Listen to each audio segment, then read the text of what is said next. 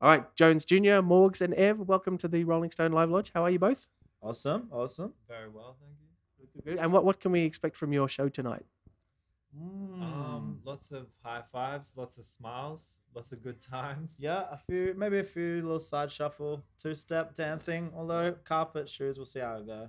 I don't know. Yeah, a bit static. You'll see his hair rise It as will it goes grow on. over the time. Yeah, I reckon. Nice. And you guys have done some great gigs. I know there was a headline tour of Japan there a while back. How did that go, and how did they actually know about you in Japan? I don't know if they did so much know about us before we got there, but we had a connection that we'd made. A guy called Shin in Australia at Big Sound. I don't know if you heard of it. It's like a music management, and kind of formed a relationship, and that's kind of how we got over there was through him, and he actually launched the Soul Tapes over in Japan before we got there. So we had a bit of like groundwork put in, and yeah, the shows are amazing. I love Japan. No, it was good, man. It was good. Yeah, they can release anything over there. Yeah, it was Put it out. What was the coolest thing you saw in Japan? probably maybe Evan at about 7 o'clock in the morning walking home Trying to from, get across the scramble from crossing. an- I think was Morgan falling into peer pressure to eat raw chicken. Yeah, He was so not down and was like, "We're here. It's happening." Raw chicken. Yeah, bro, chicken sashimi. And how did that go? yeah, Delicious. it was all right. But as we took away from it, chicken's good when you cook it. We also had fried chicken. So it was kind of like, do you want the raw chicken or do you want like fried chicken? Right. And I wanted the fried chicken, but they made me eat the raw We chicken. made the wrong. But fried is way better. So, Yeah. And so, how did Jones Jr. come to be? Because you guys have known each other since childhood, is that right? yeah, Yeah, long time. yeah, since primary school. So yeah, we actually had thought about it all the way through primary school and envisioned this project from a young age. It was a And big then plan. slowly, yeah, it was kind of a 25-year kind of plan. Wow. And Yeah, it didn't it's really work come- out. yeah, yeah, the plan it was meant to be quite explosive, but it's been a bit of a slower build. But Right. No, not really.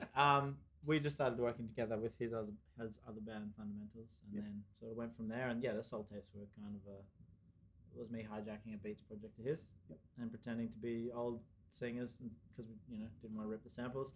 And then that became a whole song, and then another one, then another one. And I was like, all right, let's keep going. Yeah, nice. Yeah.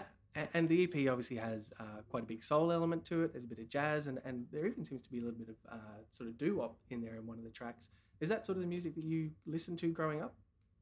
yeah, definitely. My mom played a lot of that. So kind of everything though. Like she was a big rock fan as well. So I kind of had everything. But getting into music production and sampling and things like that, soul kind of was a big influence for me, and kind of a lot of the people I was aspiring to kind of had those influences, and that's kind of the path I went down and really enjoyed it and listened to more and more. So, Okay. What was, being able to write in those different cities, what impact do you think that had on the EP, if any? I think for sure for some of the songs it worked out awesome. Like I being think definitely away just from getting home. out of our comfort zone. Go be in another weird person's studio in a weird town. It was actually because we funny. spent a lot of time in his weird studio in this Yeah. weird town. So it was good. It was good for him as well. What other people do in there? What does this Sometimes guy it was do? exactly the same. Sometimes it was. The guy who wrote "Feel That Way" with us actually just had a computer, an old PC in the corner of his room, which had an old version of Cubase, which I still use. Right. So it was actually almost the exact same setup that I had previously. It was weird, and he was sitting on a stool. I've never seen a man Yeah. write songs Yeah. and a mouse on his knee. Mouse on his One knee. boys, one speaker's broken. It's like, oh, Smoke out the sick. side of the mouth. all right. Yeah. But that song turned out mad, so that was cool. Yeah. Nice. And there's a mad dog in the kitchen. Don't go in there. Yeah. We never went in there. I still wonder if there was. Or there was something else. Yeah. Much creepier. I think it might have just been really dirty and we weren't allowed to see. I didn't hear no mad dog, but yeah, we weren't allowed in the kitchen because apparently there was a crazy dog in there. Right.